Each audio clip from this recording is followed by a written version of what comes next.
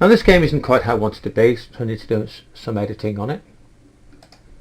First thing, if I go back to this, if I go back to the vision I had of the game, which is the Pac-Man, the game is actually not a standard way round. It's actually a slightly odd way round, because television screens, video screens, you normally think of as being wider than they are tall. And Pac-Man's the other way around. I'm sure when the original arcade games were built, there's a reason why Pac-Man is this way round. But if that's what we're going to do, that's what we're going to do. So at the moment, so what I want to do here is make this game a little bit longer. And I click onto settings, and at the moment the width is 640 and the height is 480. That's 640 pixels and 480 pixels. And we'll come back in a bit to exactly what pixels are. They're a measure of the size of things on computer screens. So I think I'm going to try that with 720. And that looks more like the shape I'd expect to see the Pac-Man game to be. So I've changed my room size to 640 wide to 720 tall. Next thing I need to change is clearly my Pac-Man is a little bit too big. Well, up here it tells me that each of the small squares, each of these, is 16 pixels wide.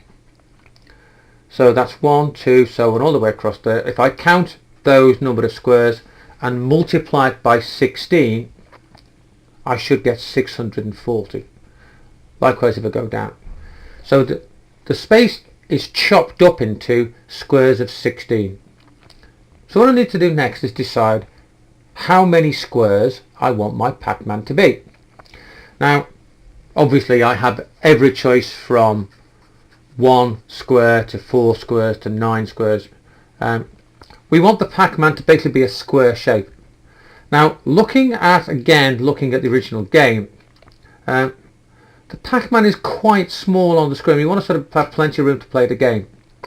I think 9 squares looks like a good size, so I think I'm going to try 9, though I might change my mind and go back to 4 squares.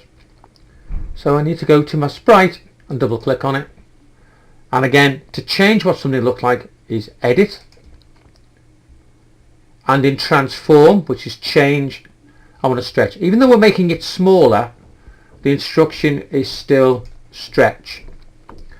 So 9 squares would be 3 by 3. 3 times 16 is 16, 32, 48. So I want it to be 48 wide.